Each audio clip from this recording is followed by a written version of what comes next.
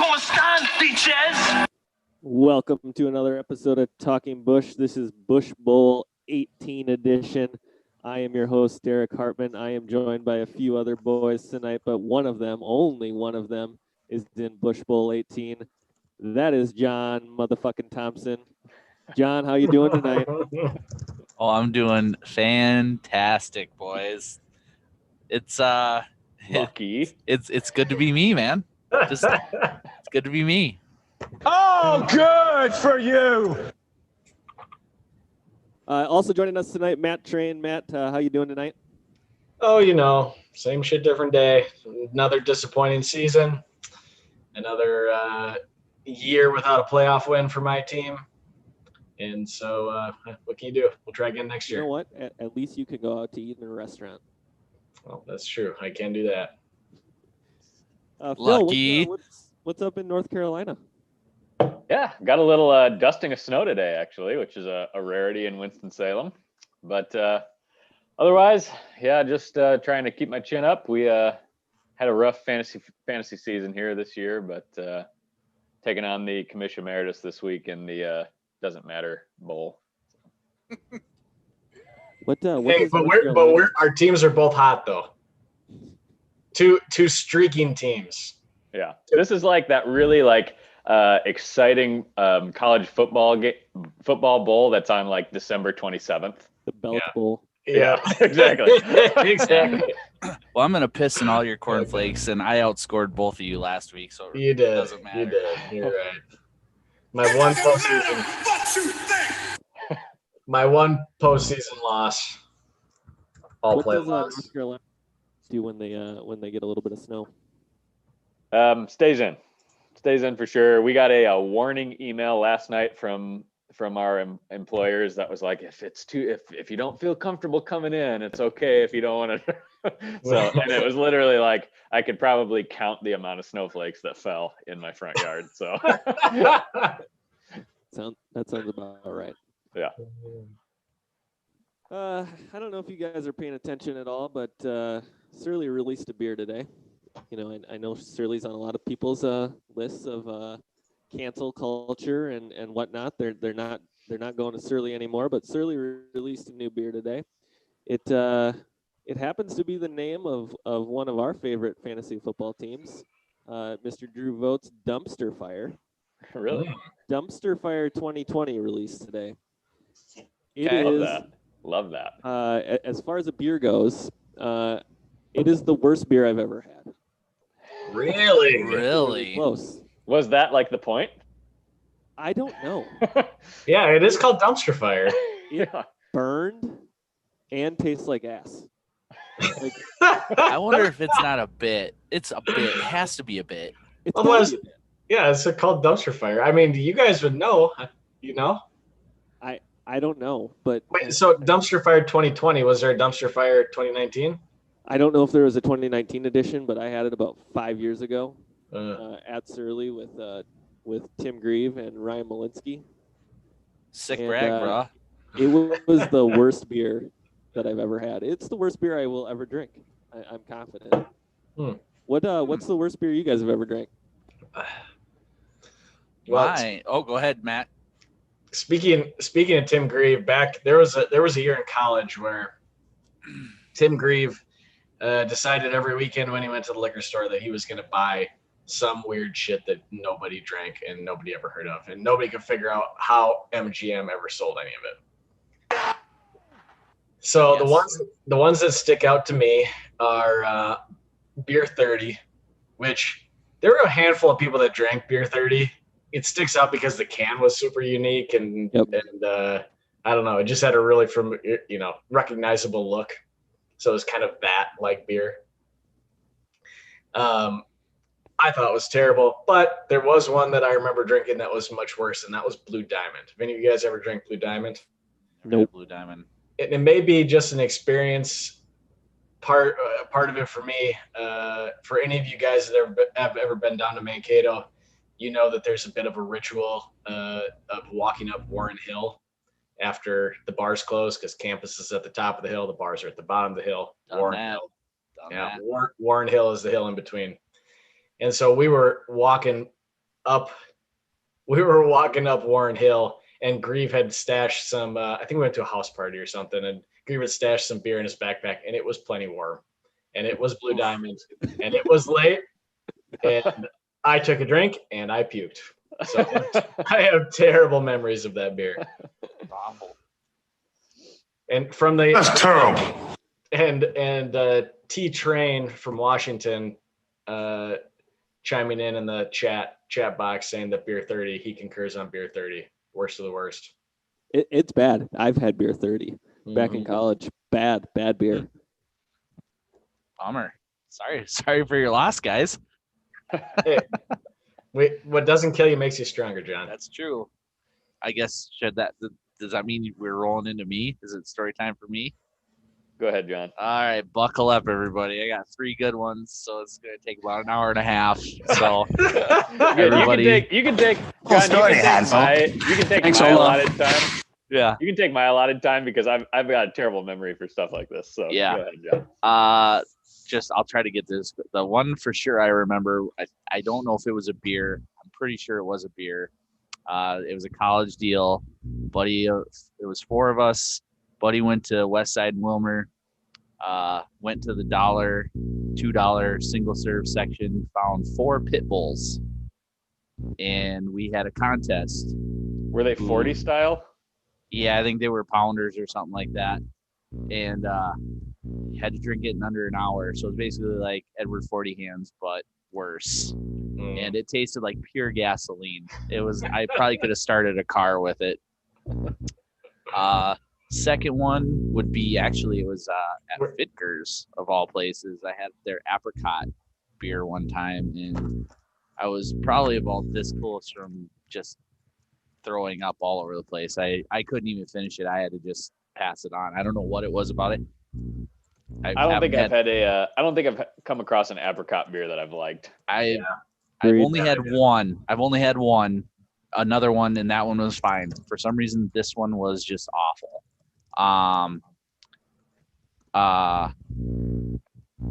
The other one would be, and maybe Matt remembers this, when we used to go out to Mandy Aponte's cabin.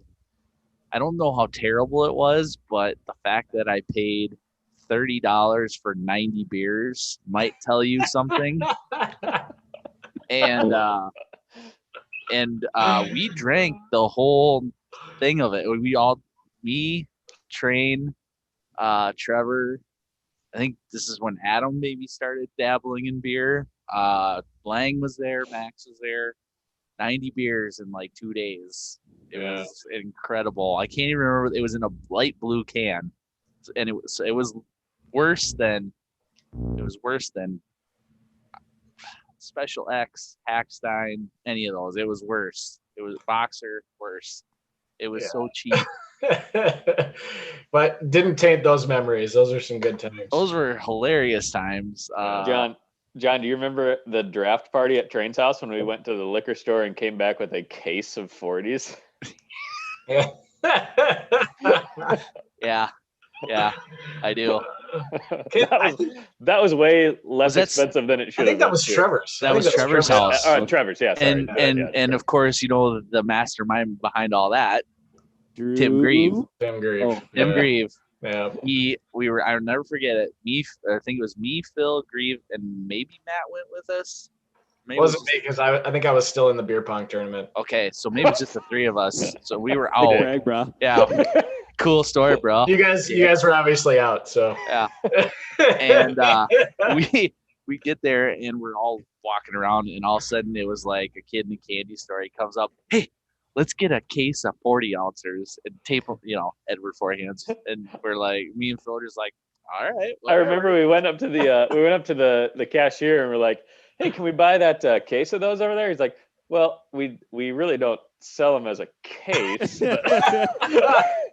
We're like, well, we're taking the case. Yeah. That was Trevor's. That was the first year I was involved in the league. Yeah. It was a nice initiation. And as I think soon after Drew had his 40 ouncer, he was up on typical Drew. Yep, he was up on the floor in the bathroom again. Yep. Good times. Good times. Mm. The old dumpster fire himself. Yeah. Well, I can't call him a dumpster fire really anymore, even though it's a good nickname. No, he He turned somehow it made around. the playoffs. Yeah, I don't know. You did. Got to win too. Over the Evil Empire.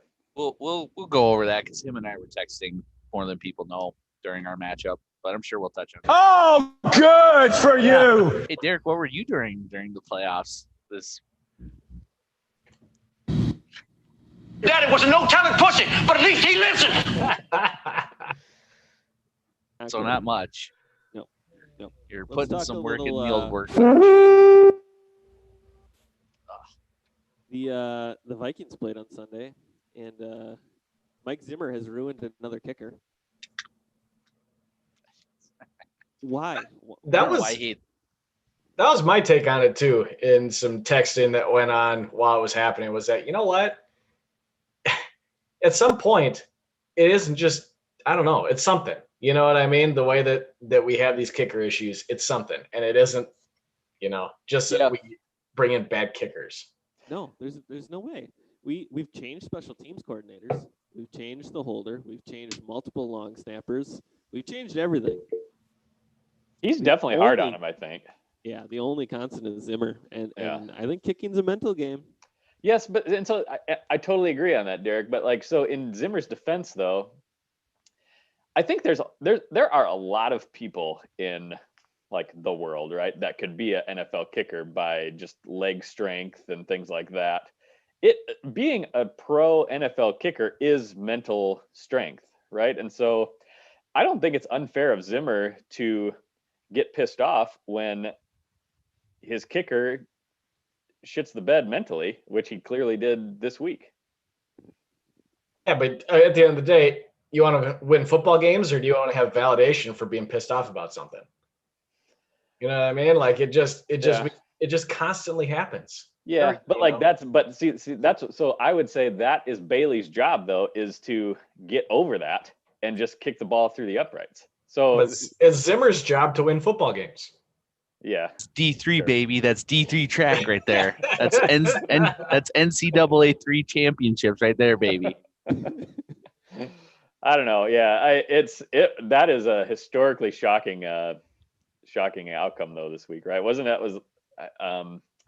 because Bailey actually over the course of his career was a fairly accurate NFL kicker, right? When he came to the Vikings, he was the second most accurate kicker of all time. And I think he's still top 10. He's into that top game, 5, he was I think. fifth. Yeah, top 5. How far does that drop him down? I mean, Just 0 a- for 4 in a just a game six. has to. Yeah, really? Okay. Yeah, which shows you how many Yeah. kicks he's made in his career. Yeah. But to Matt's point, this is now at least 3 kickers that Zimmer has completely ruined. Blair Walsh, Daniel Carlson, Who's but it seems to be a very capable NFL kicker. a wonderful kicker, one of the best. And now Dan Bailey, who is one of the most accurate of all time before he came here. I'd love to be in those practices. Oh yeah. I wonder Zimmer must just like troll him the whole time. I was just gonna say he must be like on that, like that clip with the Bengals where he's like, "You better fix your fucking head right now, or I'm gonna fix it for you." Shit. I wonder if he's like says shit like that, like in passing. I don't Just know. out of curiosity, I don't know what it is. or maybe kickers are just intimidated by it. I don't know. He seems like a nice guy. Although he took the high road this time around. I mean, with Carlson, it was just like you're done. Yeah, Get out of here. Yeah, you so fucking this is cost way us. different. You cost us the Green Bay game. You little dick. I think the difference is Dan Bailey's 10-year, 12-year run, whatever it's been that he's had. Yeah. And whatnot, but it's a short leash. I will say this. I know it's late in Dan's career, but I do remember a time when Mason Crosby had the yips so bad that For sure. That was late in his career too. Yeah. I mean, honestly, yeah. it was terrible. And he somehow Robbie Gould had the Good yips as really gold. bad. Yeah. And they somehow figured it out. So hopefully I guess I'll just say this. Dan, if you're listening, we hope you get through it. We're here for you, buddy. Thanks for being a loyal listener. The difference there was Robbie Gold took a change of scenery to turn it around, and Yeah. Mason Crosby didn't. So Yeah. it'll be interesting to see where Dan Bailey falls on that spectrum. Yeah. Right. Anybody see Mason Crosby on the sideline before he went and kicked a 58-yarder and be like, man, that guy should have retired years ago. He looks like he's about 50 years old. Yeah, it's true. He's very and then silver he trots fox. out there and just knocks in a 58-yarder. And it's like, oh, maybe not. Yeah. Still got it, some bitch. Will the Vikings ever try to score before the half? Oh, you mean Denny Green it? No. Yeah, like No, I mean, they nobody- may as well no. kneel at this point. Yeah. Yeah. Okay, thank you, Derek. I was like, no, nobody. Any Bueller? No, It's, no. it's embarrassing. Yeah, they won't. And He's it cost him it cost him the 3 points in this game, but it's like it cost him points a lot of games. Mm-hmm. yeah, he doesn't he just doesn't want to throw the ball ever. And he doesn't ever want to be placed in a situation where he's forced to throw the ball. For sure. And the worst part, I guess, this year is Kurt is not the worst part of the team. Hmm. I mean, there are some major issues on the team. And, What? and I'm Wait, not saying hold the phone. Derek Hartman giving praise. Write it down. 8:58, December 16th. don't get what I just said. Don't take it wrong. Kirk Cousins is not a Hall of Fame quarterback. No. He's not even a Pro Bowl quarterback. Even though he's played in the Pro Bowl several times. Thank you. There you go. He's just not the worst part of this team. There are so many other parts of the team that is significantly worse. So just let him go. Throw the ball. You got two really good receivers. Yeah, maybe Diggs Try on to- the left. Air it Try out. to score. Did y'all see that? What Diggsy said? Yeah, I did see that. Air the ball out. It's in his Yeah. best interest, baby. Yep. That's good. It was interesting to see Diggs not throw Kirk under the bus because when he was with the Vikings, it always kind of seemed like he hated. Yeah, hated Kirk. Kirk. Yeah. But would it, agree. it seems to be that he didn't necessarily hate Kirk. He did not like the coaching staff. I would concur. But Anybody, whatever. Hey, I like our new shiny toy. Yeah. Oh, Worked out okay for I everybody. mean that trade worked great for both teams. I don't Yeah. think anybody can deny that. Which The never Vikings- which never happens. Mhm. No, the Vikings needed to shed salary. Mm-hmm. You know. Yep. And just to hit on Jefferson like they did, you really can't get any better than that. God, your favorite GM hit on a draft pick. What are you gonna do? Even a blind squirrel can find a nut. Jim. Oh, Jesus Christ! Mm. Here we go. Any idea what Mike Zimmer's record is against winning teams? Teams Well, with winning it's records? horrible. I saw it on. Is it the In Twitter his stat career? you saw? Yeah, it's Yeah. horrible. It's awful. He's got 51 games against teams with winning records. He is 13-28. Oh my God. Yikes. It's awful. This is with Excuse me. Minnesota, or That'd be 41 games. 13-28. Oh, his Phil, time with unless, Minnesota. unless you're counting his CFL coaching career, yes, it would all be with well, Minnesota. this isn't like as an assistant or anything, or a defensive Nope, coordinator. just, or anything. just as head As coach. business. Yeah. Okay. He's 13-28 against winning teams. Yeah, that's not great.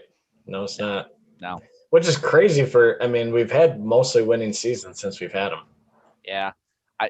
Derek, let me ask you this. How skewed do you think that is? And it's probably like 16th, because they were maybe, let's say, like the Falcons were like 4-3 when we won. Like, let's say the year Case was our quarterback. Let's say the Falcons were 4-3, and then we beat them, and then they went on like a losing streak. So then they ended up being a losing team, even though they were winning. Not saying Yeah, it's that's- gonna that's- be like, That's legit. I, didn't- mean, that's legit. I think didn't that's do the very math. legit. You know, Yeah. I didn't calculate this. Yeah. I am assuming it's end of the season Yeah, records. yeah. Could have been the records when we played them, but I would assume not because, a 1-0 team, 0-1 team, like winning Right. record for What's there. that matter? Like, I would assume it's end of the season records. Yep. To kind of give the best perspective, and I mean, the truth is, besides the Case year, we've been about average. We've made the playoffs. yeah, Yeah, we're the best of the lousiest and lousiest of the best. Exactly. We Here's are a- the common man. We are the John Thompsons. Here's some trivia for you. Same draft class. Who has the better winning? Who has the better career record as a starting quarterback? Mitch Trubisky or Deshaun Watson? Mitch Trubisky. Yeah, sure it is. Isn't it? I heard that The today. one good year propelled him, really. Yeah, he had a Phil, big. here's a question for you. Which quarterback would you rather have going forward? Yeah, I'd make that trade straight up. Yeah, you think Houston Well, would? that's all. What I is could it be with an him? NFL GM. He's just what? Is he a head case too? Because he looked unfucking stoppable last week. Now Houston's I defense know. isn't that great. He gets benched for like 2 or 3 weeks, and then he comes back out and he lights the world on fire. Just But that's fucking- kind of the same thing with like. Remember they had that stat about like Ryan Fitzpatrick in the middle of this season too, Yeah, where like true. every time he gets benched and comes back, he like absolutely destroys the other team. Like maybe that's Mitch Trubisky. I don't know. Like when you start counting him out and he doesn't have any expectations, then he's gonna light it up. I've used the Ryan Fitzpatrick benching and coming back multiple times in fantasy. Like he's benched, he's coming back. All right, let's pick him up. Let's see what he's got. Yeah. I used the Mitch Trubisky this week. Yep.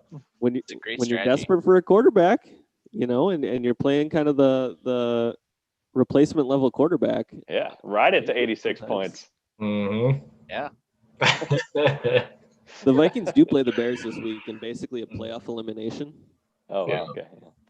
What do you think, Phil? Who do you have? I mean, Bears are rolling right now. David Montgomery's looking good. I don't know. Give me some Bears. Confidence is high. Repeat, confidence is high. Where is it? It's in Minnesota.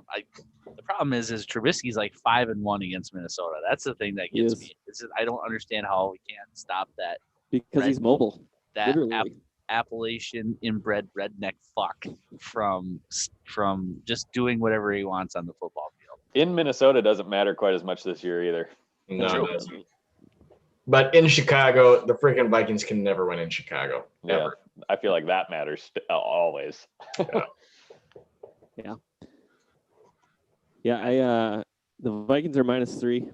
There's no chance that I would be betting that. No, I don't think I would either.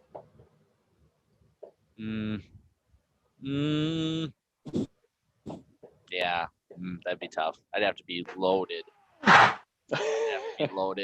And just be like, yeah. Wait till you have that. Just wait till you have that Busch Bowl money. Goddamn right. Fucking making it rain. In all seriousness, do either of these two teams have a shot at the playoffs? Playoffs? Sadly, yes. Yeah, they do. The Cardinals aren't consistent enough. Yeah, I don't know. I haven't really looked at the situation lately, but Great Vikings still have the show. Saints. Great show. They'll probably if they beat Chicago, lose to the Saints, and then beat Detroit, I think they're in. Which they can do. I mean, Yeah, because doesn't the Cardinals Mhm. have two division games at the end, and it's like I believe they do. like fucking Seattle and LA, so or something like that, or no, they Yeah. played Seattle twice already, They but played so it's, Seattle twice. yeah, but so it's they might San have the Francisco. Rams and Niners. Or But something. San Francisco's no walk in the park. They just think if they were full strength, how fucking tough that division would be. yeah. Yeah. Oh, for sure. The Niners got killed by injuries. And the rich is gonna get richer because they're gonna have a sweet draft pick and they're gonna just stack their defense even more, or maybe get another offensive player. I don't know, but Maybe they'll trade for Kirk Cousins. that would be sweet. But I have a better chance of having a three-way with porn stars than them trading for Kirk Cousins. Which porn stars? Great point. could we Lisa- do could the Niners do a CJ? Phil, we're Beathard? talking about porn stars. Well, of course, I mean Jenna Jameson. She's iconic. I mean, Classic. she can just take anything, and she's game for any sort of, even the You're angry saying inch. Size isn't an issue. for her? Exactly, she would take the angry inch like it was a foot long.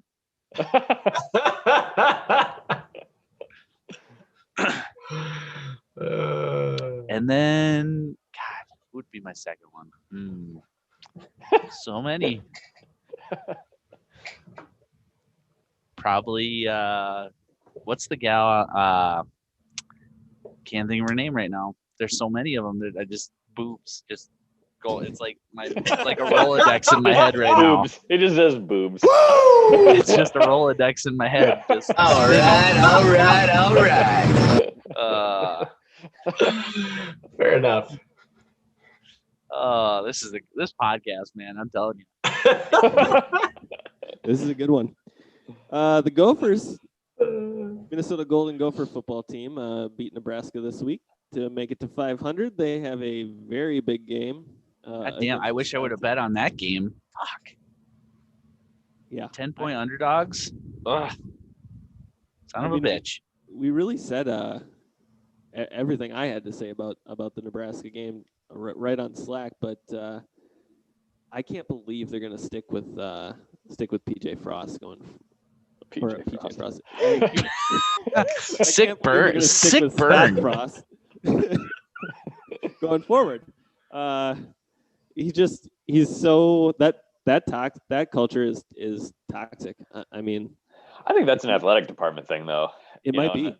Yeah. I mean, they just think they're something that they're not. Mm-hmm.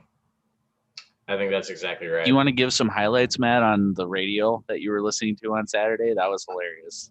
Well, it was just kind of like, well, this was a really bad loss for this Nebraska program. And the hits just keep on coming. And I just don't really know where we go from here. It's just, this program continues to make new lows. It doesn't seem like there's any hope of resurrection anytime soon. And, whatever we thought this program might be able to grow into, it's clearly going the opposite direction. That's awesome. Are they just a better fit in the Big 12 for some reason? I mean, I don't know. I would say no, because when Pelini was there, they were 9-3 all the time. Every year they were 9-3. Yeah, that was in the Big 10 too, right? Yeah. So yeah, because they played Ohio State a couple times in the Big 10 championship. Yeah. The Gophers Nebraska trophy game is literally for Bo Pelini's $5 bits of broken chair. Yeah, that's true. Is that really? I didn't know that. Yeah. I mean, it's obviously was a made up trophy on Twitter, but then somebody actually made it, and now they play for it. Yep. Yeah. Except for last year, I didn't see it or when we went down there, I didn't see it on the sideline or anything. I did not see it when we were down there, and last year I saw it. People were taking it around before the game. Oh, okay. Nebraska fans, and they were like donating for some cause. Oh, sure. When we were tailgating, so I don't know if it's more of a kind of a it's probably a fan driven trophy. Sure. But really, that's how things start. So yeah. It's genius. It's just so crazy. Like, you go down there and you sit in that stadium with all those people, and it's a big time, college football atmosphere. It's like church on Sunday. Yeah, and then they just suck. Yeah. It's just not good. Oh, yeah. It was a great atmosphere. It just pisses me off even more how bad the Gophers sucked when we were down there. Oh, I know. Mhm. That's how it is whenever we go watch them. They never show up when we go see them. The only time they showed up was when we went to Illinois. Yeah, that's true. Like when we went to Northwestern, fucking pouring. I didn't even go in the game. Right? Was it you and Dave who just stood outside the whole time? Yeah, sat in the truck for a while. Yeah, it's warmer here. We're not getting wet. I had to go in and see the place, but yeah, I mean, they just got fucking waffle stomped. It was awful, and the weather was awful. Yep. It's us. There's something about us. Trav Flanagan asked Derek if you actually remember it, or if you're just telling that story based on what people told you. Sick burn. Good question. I would say to Travis that the drunkest I've ever been during a game was the game that he was at with us. That's true. As far as the rest of the games go, I have never ever pulled a John Thompson. Hey, I got in there at halftime. Okay. I have never missed half the game. I have remembered things that happened during the game. And, yeah. Well, I had hopefully a- next what year. I'm a Hopefully next year we Coxman. can go back. We can go back and do it again. I honestly, Boulder would be so much fun next year. I hope that happens. Boulder would be cool. Any of them would be fine. It was National Signing Day today. Don't know if any of you heard. Ooh, yeah. The Gophers signed 17 players, four stars, for unanimous 4 stars according to the rankings. Several other guys that were also in the mix. That included the best quarterback that they've ever signed. It included the second best running back they've ever signed. It included the best corner they've signed in the last 10 years. I mean, this class is stacked. I went to the foremost Gopher expert that I know to get a little insight. Oh, you didn't know? Your ass better call somebody. You're right. That's Dave P. Before you start, can I just add something? Before Dave P wrote this email, did he wipe his mouth of PJ's DNA after he got done writing this? It's possible. I can't rule it out. I can't wait today for the Gophers this. signed 17 future starters, many who will earn all Big Ten honors, and several who will end up All-Americans. I see the QB as a future Heisman contender. Unbelievable. Hey, About right. Can't wait. do you have what their overall class, what their ranking was? They were 8th in the Big Ten today. Yep. Which is, for them, about how they've been. Except the biggest difference is they're 28th in the country with this class. It just so happens that the Big Ten seems to have figured out recruiting. Iowa was 6th in the Big Ten. Wisconsin was 3rd. Yep. Ohio State and Michigan led the way, but there were some really good classes signed to the Big Ten in general. And even though this is the most 4-star recruits the Gophers have ever had, they're still 8th in the Big Ten. Yeah. Piggy-tailing off that, for all the Iowa listeners out there, Iowa had a bunch of 4 stars that they normally, obviously offensive, defensive line, which they're known for. But instead of just getting 3 stars, they actually got a bunch of 4 stars, including Justice Sullivan from Eden Prairie High School. He will be playing linebacker. And for those who don't speaking know, about was, Jake Sullivan's kid, he was a really good basketball player. Yeah. Speaking of D1 schools in Minnesota, St. Thomas also had their first signing day today. Go on. Signed 26 players into the first D1 signing class from 9 different states. So starting to broaden our reach across the country. We got the #1 rated QB out of Minnesota, fella from Totino Grace, I guess. Cool story. Yeah. Hey, just a question for you. St. Thomas, traditional Catholic institution, correct? Correct. Maybe not use the term broaden their reach across the country, if you get where I'm going. That's reach around. Oh, sorry. sorry. All right. We'll God damn, this one's gonna go down in the history books. I was doing a little research and was thinking, man, there's been some good fantasy performances individually this year, and so I looked up the best fantasy performances since 2010 by position player. This is in PPR leagues. Since 2010, you said. 2010. Okay, so. I have the top 5 sitting in front of me. Any memory of some stellar games?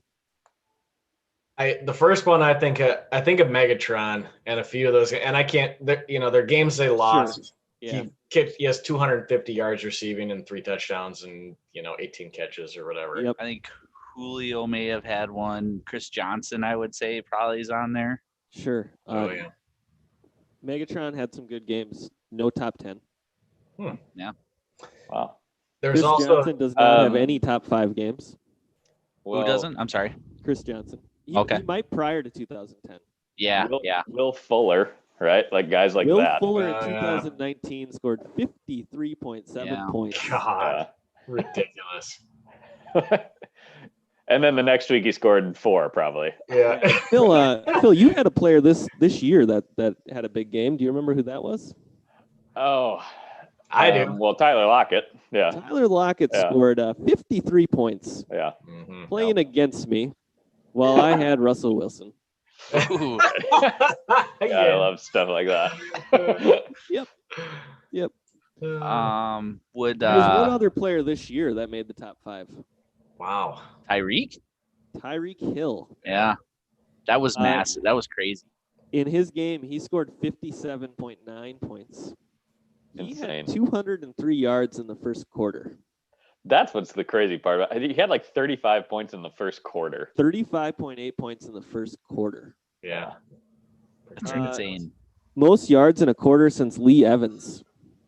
Lee Evans. Holy Yeah, I know, right? Buffalo Bills. Buffalo Holy Bills. hell. Yeah, Wasn't he a Big Wisconsin Ten wide guy? receiver, Yeah, Lee Wisconsin, Evans. yeah, that's right. Yeah. Damn. Yeah, he had 205 yards. There is one more, two more names on this list. Is Lamar in there? No, No. the old muscle hamster himself, No kidding. Doug Martin in 2012, Yeah. 55.2 points. Can I had Doug Martin that year. That was fun. First championship, NBD. Oh, good for you. And then we have a number 1 on the list, 2013. He played for the Kansas City Chiefs. Larry Johnson. Kareem Hunt. You're all Oh, wrong. that's too long ago. You guys are terrible fantasy players. Yeah, no kidding. Individual games are hard to remember. Jamal Charles. Yeah, I always forget about him. Yeah. God, He was when you think about it, really good. sorry guys, I'm sorry to cut in, but Priest Holmes, Jamal Charles, Larry Johnson, God, they had just a string of running backs and still Yeah. do. It went Priest Holmes to Larry Johnson, and Larry Johnson to Jamal Charles. Yeah, Mhm. Yeah. that's crazy. Yep. Lucky. Jamal Charles had 59.5 points in 2013. That's a game over. Mm. Who is that against? Do you have that? Who do you I don't play? have it written down. Well, what good are you? I'm not. Thank you for your honesty. How about this year as far as the season goes? In general, wins above replacement players.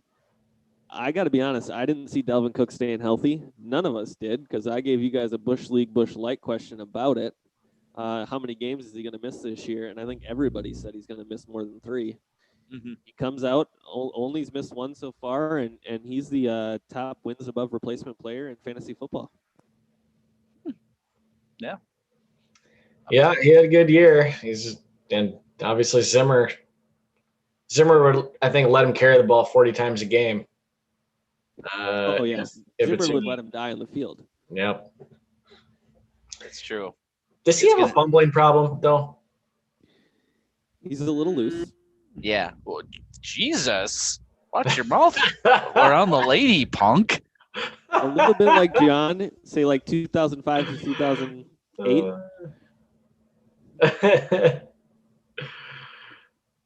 Yeah, I Alvin mean, Kamara. he's no Robert Smith. Let's just put it that way. Well, he's not Adrian Peterson. So he's not great and he's not bad. So he's right. He's average. You know, I remember in 2009 just furious, pounding shit next to Matt. Go Train. on. Speaking of loose. So Oh, mad at God. Adrian Peterson. God, I Oh would have my hated to have God. been that prostitute. In my opinion, that sucked. That's a painful memory. That's between honestly. you and It's her. a painful memory. Yeah. Why do you got to bring up depressing? I tried to block that shit out. I bury it deep down inside the memory I'm talking about. Mm-hmm. That's what she said. Yep. And I just try to not think about it. And you constantly do this. Good job, John. Alvin Kamara, number 2 on the list as far as wins above replacement this year. He's had a great year. Derrick Henry basically carried Adams' team this whole season. He is number 3 on the list. Tight end, Travis Kelce. In my opinion, as far as most valuable player, I think Travis Kelce is number 1. I agree.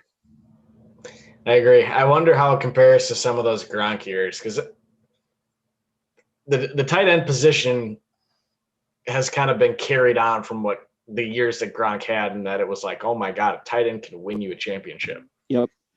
And there hasn't been quite that level of production, because Gronk in his heyday was scoring a touchdown a game.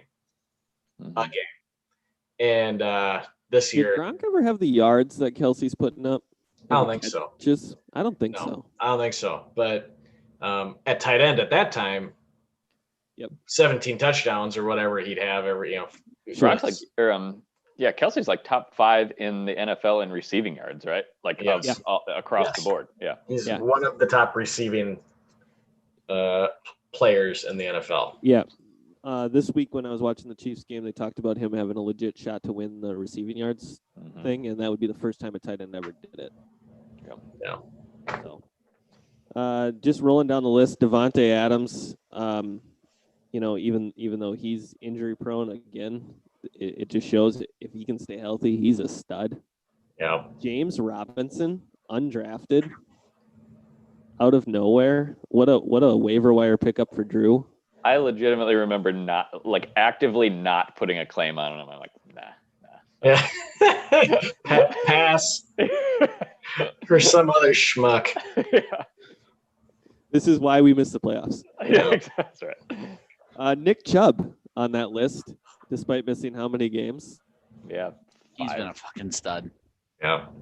Tyreek Hill, and then Kyler Murray, despite being just terrible the last few weeks, still made that list. Goes to show you how good he was sitting on Dave's bench for how long. Yeah. The rushing, his rushing game has really been shut down. And that was something that was, I don't know what he was averaging, 80 yards rushing, probably touchdown through the first half of the season. And I don't know, defenses have adjusted to that, I'd say. The last player on that list is John motherfucking Thompson's quarterback. Pat Mahomes is still great. He's still great. Fun fact, if I'm looking at this right, John motherfucking Thompson, so our championship game is John versus Trevor, of course. John has 2 of these guys in the top 10, Patrick Mahomes and Travis Kelce. God damn it. Could have 3 of the top 10. Yeah. If not for a Sunday night trade. Sunday night meltdown. Sunday night meltdown. Was okay. At first I was thinking Trevor didn't have any. He does have Tyreek Hill. Okay, so he does have. Yeah. He also has Aaron Rodgers is 12th. Okay. He's got Rodgers. And it was pretty much like I gotta believe he's got a lot from 11 to 20 because he's got Metcalf and Darren Waller. And How just preview that Chiefs game. That's everything. Further elaborate, like you're talking last week? No, this in the championship. Oh yeah, it's like when we faced earlier this year.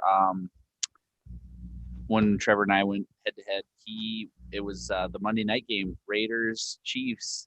He had Waller and Hill, and I had Mahomes and Kelce. And if not for a 30-yard bomb to Kelce in the back of the end zone, Trevor wins. Waller had a monster game. Tyreek Hill had a monster game. Mahomes, I think, had 4 touchdowns. It was super fun to watch, but super nerve-wracking because you just didn't know what was going to happen. It was super awesome. We're going to talk a lot of Busch Bowl 18 in a few minutes. Soup du Jour is going to take on the West Cannon Coyotes. Let's talk about how each of those two teams got there, Matt. Yep. So we'll start off with the number 1 seed, Trevor. Trevor, by all accounts, one of the stronger seasons we've seen.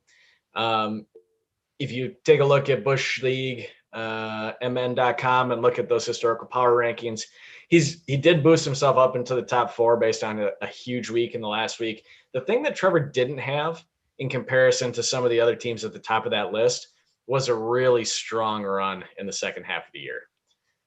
Phil's team last year was dominant. And then the next 2 teams on that list are Grieve and Derek's teams from a few years back. And both of them started slow and then just steamrolled people in the end of the season, into the end of the season. Yes, sir. Trevor's team was very reminiscent of a team, the last really good team that John had, in that it never put up a bad week, super consistent, and maybe 1 week less than 100, and you could just count on him for 110 to 120 every single week. And it's just one of those seasons where we didn't have one of those teams that was steamrolling people either. That's right. Yep, that's right. I think there was questions about Trevor's running backs all season long. I don't think anybody felt good about the situation in Arizona. San Francisco. Yep, he lost Mostert, who actually Mostert looks, every time he plays, he looks like he'd have been a stud this year. Agreed. But didn't work out that way.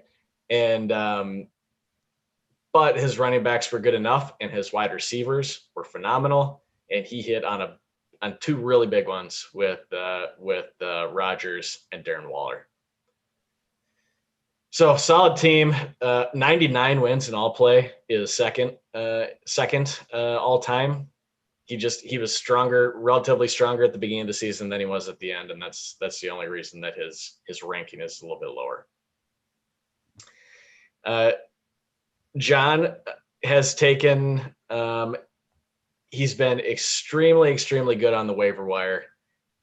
On top of So just one thing for those Bingville fans. If their granny lives in Bingville, you better tell her to move because the cows are coming to burn her house down. God, I've been sitting on that all night.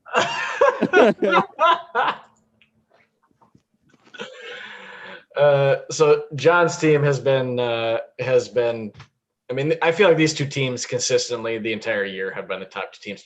John had terrible matchups to start the season, and was playing catch up for a little while there. Luckily, his division wasn't very good, and so there was never a real threat, I don't think, for that team, because we all looked at it and saw that it was pretty strong. Sorry, geez.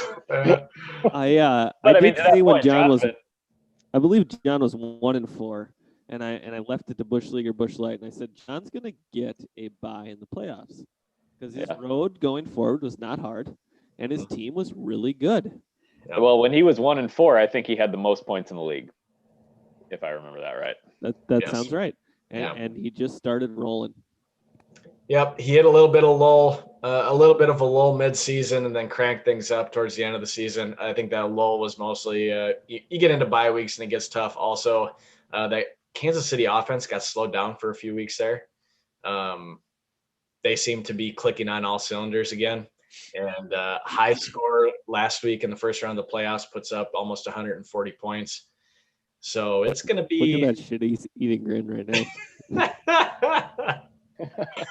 It's going to be a good one for Busch League 2020. We got 2 heavyweights in here. That's been the way that it's been the last few years. I mean, we haven't had a real upset, a Cinderella team in the playoffs for a while now. And this league, this year's no different. These are the 2 best teams, and it's not close. I love that. Last year with Phil and the who shall not be named. Exactly.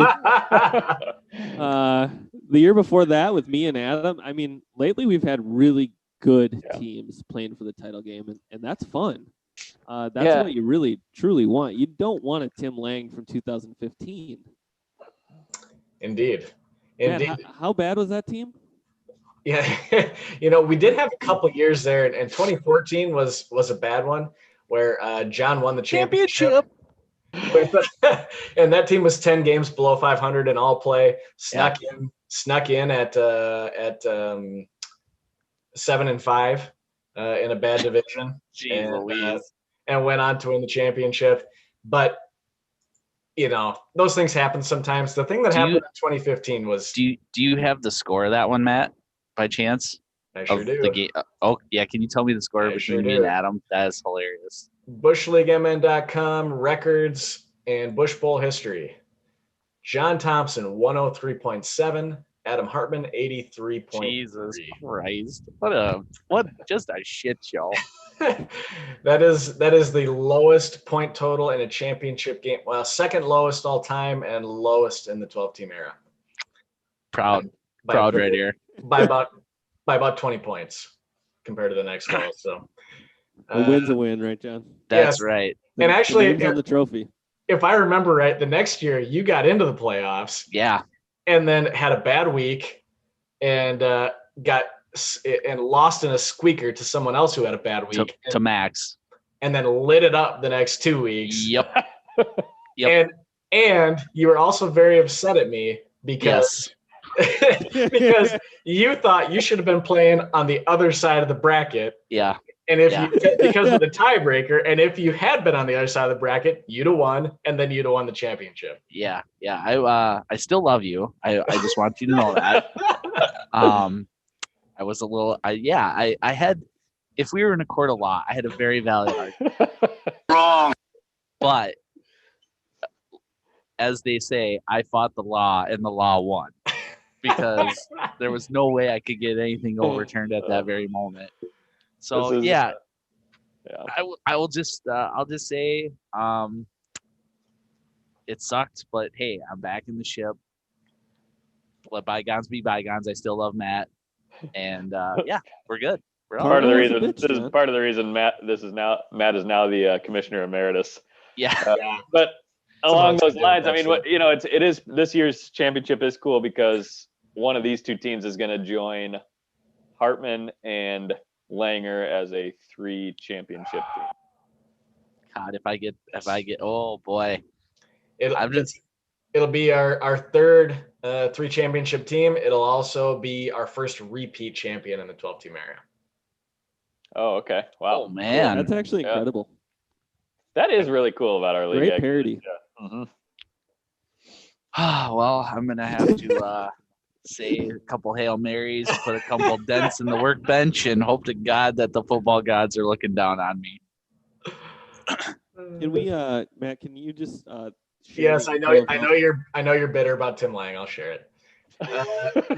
2016. So John had the cheapest win in the 12-team Arena Championship. The next week, Tim Lang actually set the highest score in a championship week for the 12-team era. He beat Derek Hartman 139.6 to 114.1. The thing about Tim Lang's team that year, if I go to BuschLeague.com seasons 2016. I love how that's organic. It just comes up organically. 2015.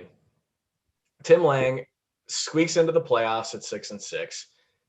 Not very good record. It was in pretty easy division. Okay, let's go look at the power rankings.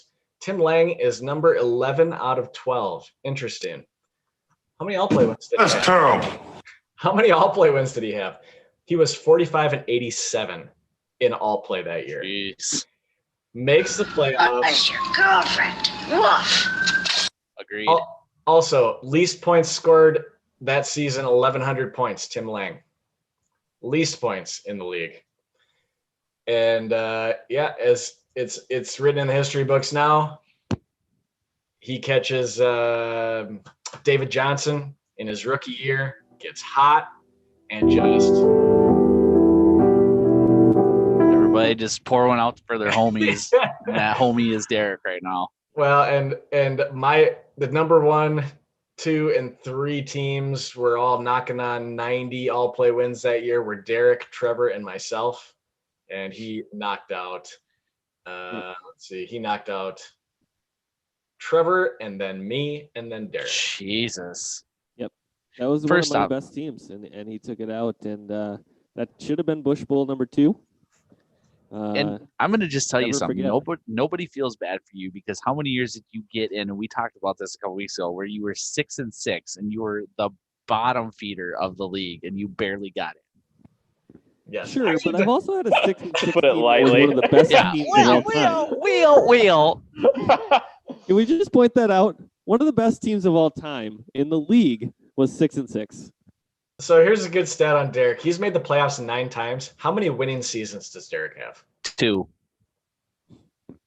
2? I say that Gotta be confidently. more than 2. What am I More supposed to than do with 2? I would say 5.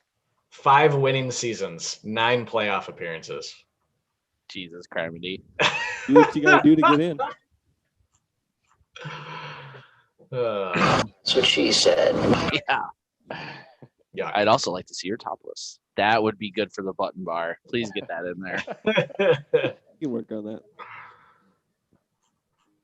All right. What happened last week? How did Trevor make the championship? How did John make the championship? Yeah, strong performances. John led the way with 139 points. Big weeks from Kareem Hunt, Mike Davis, Travis Kelce. Mahomes was not quite his typical Mahomes with 3 Fucker interceptions. threw 3 interceptions. God damn it. But Poor you. yeah, I know, right? Yeah, still 140 points. It chaps my ass that Naeem Hines has been a starter on your roster the entire postseason. That's a great laugh. He's also playing a very strong defense game. He had Indianapolis with 19.2 points. He's got Pittsburgh. I have the number 1 and number 3 defense. Oh, good for me. Yep, he's got Pittsburgh against Cincinnati and just a freaking sweetheart matchup on the defense this week. So John's got to feel pretty confident. That being said, I mean, Trevor's team obviously very strong. Aaron Rodgers, Aaron Rodgers is MVP level caliber Aaron Rodgers right now. Nobody can cover Devontae Adams. And Nobody. You know, that offense, if they had any other receiving threat that was worth a shit, it would be extremely scary. Can you imagine if John had Devontae Adams Jesus rolling in his Christ. championship to steal all of Aaron Rodgers' points? Yeah, I think we'd be having a different conversation right now, probably. Yeah, it would be fun because it would be Mahomes and Hill and Rodgers and Adams. It'd be like whoever did whatever. It would be Adam, trade me Adams back. I'll give you $50 and a couple of Playboys. First nudes. Yeah, boobies. It was a dominant performance by John. 44-point victory over Dumpster Fire. Just Drew it. Not a lot of people showed up for Drew this week. Which was surprising. I was pretty nervous about that game. Yeah, he was rolling into this thing, and he had the David Montgomery thing going. He sat Eckler this week, which worked against him. He was his second top scoring running back on the bench. He played Brady. Brady was in, and he was outscored by Kyler Murray, although only by a few points. There isn't really anything Drew could have done at that margin. His team just didn't show up. But good. It was a good year for Drew this year, and much better than he's been in a very long time. His team was deep, and he hung in there. He had a little bit of tough time with injuries middle of the season, but hung in there and definitely had some firepower. But yeah, John's too much in this one. Always am. Yeah. Trevor with a narrower margin of victory, 126-111 over Team Aponte. Max had his best week in like 7 weeks. Long or something time. like that. Yeah, that one surprised me a little bit. Yep. Max had a decent week out of Kamara. Kamara was really his workhorse, and that was one of the things that really hurt Max is when Drew Brees went down. Kamara's value just check down Drew. tanked. Yeah. But AJ Brown, Stephon Diggs both had good games for him. 111 on the board is a decent score. Trevor Sapir comes in a little bit better. Aaron Rodgers with 31 points carries him. Tyreek Hill with another huge week. Metcalf with a nice one. And his running backs are not great, but they're consistent. They seem to be high floor. They seem to be high floor type players, and he's got enough firepower at all the other positions that That's good enough. Yeah, it's pretty dangerous. And so he takes the win and advances to the championship now to play John. Yeah, two really good teams. I thought Todd's exit out of the playoffs and his response was absolutely perfect. Yeah.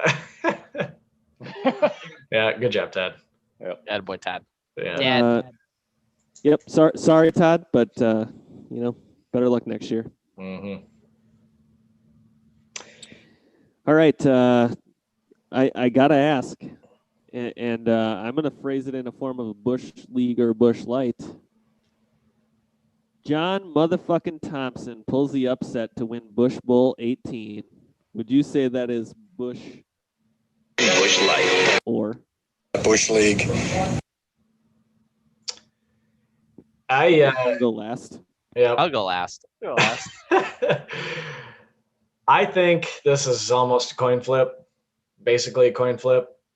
And I picked John's team in our playoff preview. I guess I'm going to stick by my guns on that one and say John. Thank you. So, I think it's going to be a tight one. As we all hope. That's what she said. I agree with you. This is a really good matchup. Really even matchup here. You know, one of the really strong strengths about John's team, right, is Travis Kelce just outscores you at that position by so much. But Darren Waller has really been rolling for Trevor here the last 3 weeks or so. I mean, he put up 38 points or something like that in the last couple weeks. Tyreek Hill is going to chip into Patrick Mahomes' numbers a little bit. I think this is going to come down. You know, we talked about that it would come down to that New Orleans, Kansas City game. I think it's going to come down to that Monday night Steelers versus Cincinnati game and how many points can John get out of his defense on Monday night. That is a tough way to watch to see if you win a championship. It really is. It really is. I mean, it's against a backup quarterback, right? So, I mean, the number one defense in the league. I feel like you got to be expecting a lot of points out of that, but it is a tough one because you're going to start and it's going to be maybe chipping down as it goes. So, I train. Unlike you, I picked Soup at the start of the playoff. That was my prediction. I'm going to stick with that. Trevor Shapiro. He's 10-2. I'm rolling with Soup du jour. It doesn't matter what you think, Phil. It doesn't matter what you think. I do want to say that Trevor is favored to win according to ESPN, 125.2 to 118.9. Huge point predictions from ESPN for our league. Probably 10 to 15 above average. Mm-hmm. These are two really good teams. They give Soup du jour a 53% chance to win this week. It's big. John, what do you got? Tonight, we play bingo. Tonight, we beat bingo. Oh, you didn't know? Your ass better call somebody. I got an email. One more thing. When the Chiefs walk into the Superdome, tell Sean Payton keep talking that. We're gonna see him soon. bring that shit, homie. So I just looked it up on bushleaguemn.com. Trevor Sapir is 2-2 in Busch Bowls. JMFT is 2 and Matt Train 0. 2-0. I have not been beaten a Busch Bowl, and I don't plan on starting on Sunday or Saturday or even tomorrow night. That gave me the chills. Yeah. So I am obviously nervous. Nervous wreck. I'll probably be drinking heavily starting tomorrow night into Monday night. But I think I got the team to do it. Like I said, we played earlier this year. Chiefs, Oakland. We basically had to go into Monday night. I don't know if Matt has that off the top of his head. See if I can pull the scoreboard up. I think it was week 9.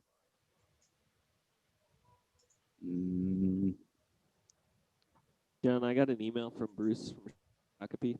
That wants For to who? weigh in. Bruce from Shakopee. Oh, okay. Go on. Bruce says, I've been watching the podcast and I'm a big fan. I've noticed John has gotten more pale as the season has gone on, and I worry about his health. Either he has the COVID, or it is a lack of sunshine from living in Trevor's shadow this season. Oh. Either way, I hope he's on the mend. Obviously not this week, but hopefully sometime soon. Game. That's John, a you nice beat, game from Bruce. Yeah, does Bruce coddle Trevor's balls or just gargle them? Just asking for a friend. John, Trevor's you team has outperformed John's team in every category this season. All play wins, points, regular season record. True. But John did beat Soup du Jour the week before John lost to Peppy Kids. So. Yep. So it was 127-108. Like I said, it was Chiefs, Oakland, Monday night. Darren Waller. Why does it have projected? Give me the full box score, you jackwagon.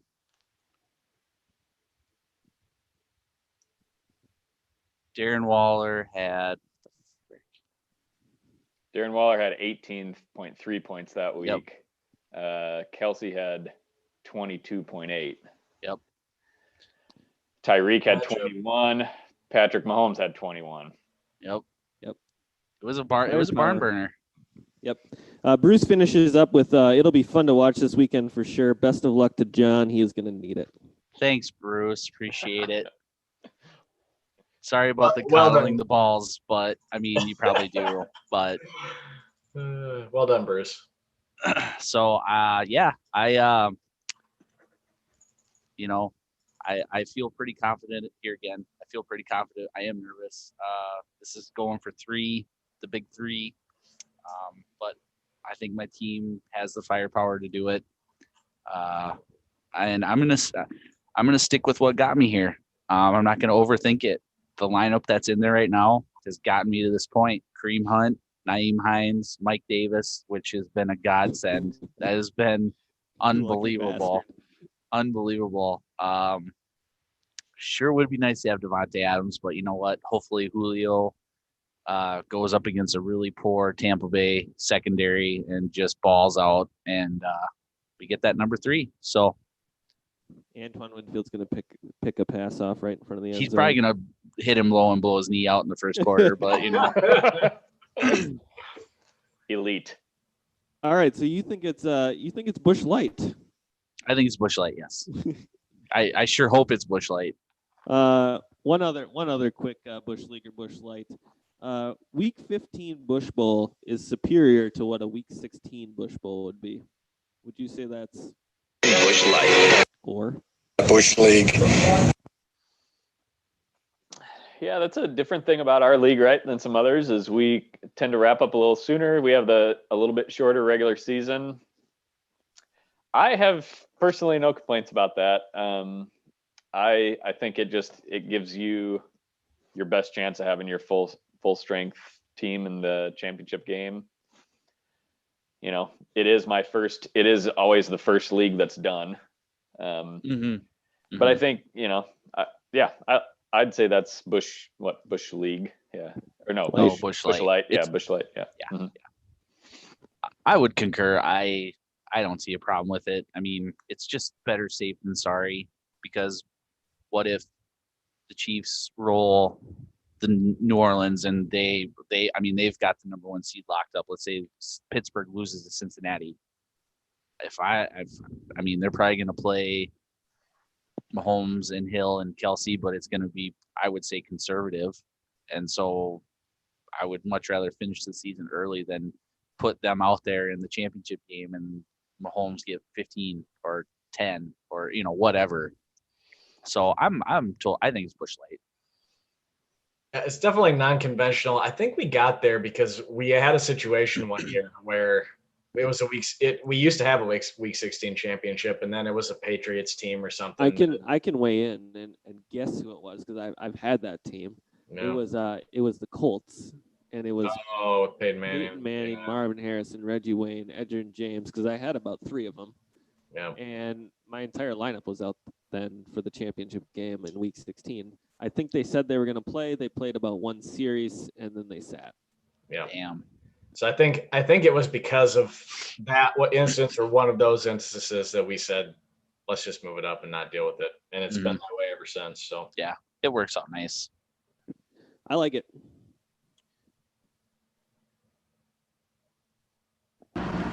What an idiot! Oh, what a loser! Good. More for me and you. Man, you are one pathetic loser. You're a moron. Who is this imbecile? I knew. You guys happen to see the Texas high school football player that lost his mind a couple? Oh yeah. Tackled the ref, right? Yeah. So he gets ejected for a personal foul, or whatever it was, and then goes to the sideline and decides that no, he's not done, and sprints full speed back into the playing field and just smokes the ref. Yeah, it's unfortunate. an incredible video. I mean, he That's just unfortunate. drilled the shit out of him. It's assault, bro. To Yeah. make it worse, he was also ejected and suspended for the season in soccer last spring. Oh God. Roid rage. The ref gave him a red card. He disagreed with that red card and slapped it out of the ref's hands. And then took the refs with both his hands and lifted the ref off the ground. Jesus Christ, is like a Hulk? His teammates then ran forward and separated him, and he only got suspended for the rest of the season for soccer.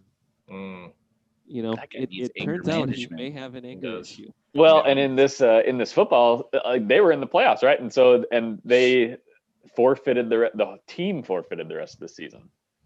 Wow. Even though they won that game, I think. Yep. And I just read today he got charged with assault, and apparently he was also supposed to be, I don't know if he's going to be a state champ, but he was like supposed to be one of the top place winners for heavyweight in the state of Texas. Yep. And I don't know if you guys know this, but Texas is a pretty big fucking state. So if you're good at anything in Texas, that's a compliment. That's pretty cool.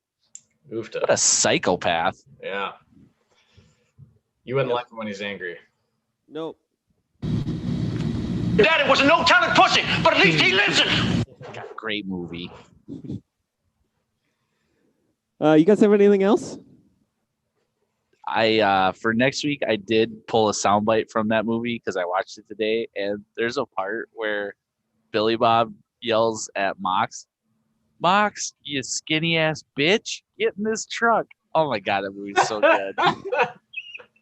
God, that movie is so good. It is so good. It's classic. I would give it a 10, personally. Oh, 10, fucking 10.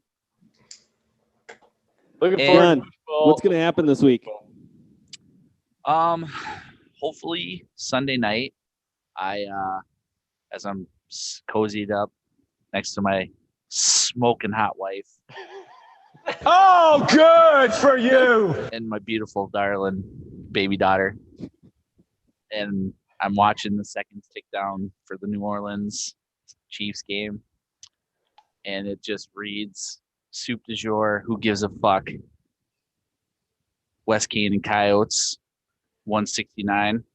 I just thank those Bingville fans. If they're great, And I'm going to be having a champagne supernova shower. And it's just going to be fun. It's going to be exciting. I'm going to have Rudy. That's another thing. I'm going to have the Rudy theme song playing in the background, thinking Adam Hartman, tears streaming down my face because I cry every time I hear that song because it's so good. God, I cry every time. I seriously do. Whenever the Rudy main theme comes on, I cry. It's beautiful. And then Hansel. Then I think Thanks, a little. Olaf. Then I think a little. Not little. He's a man. He's a man. He's 40. Adam Hartman just trying his hardest with his high top white socks just tears down my face. And hopefully it's gonna be a good night in the Thompson household. And then after, we put Harper to bed, maybe put a couple of dents in the workbench and call her a weekend, if you know what I mean. Busch boy team. Oh man. Let's do it. All right. All right. Bye.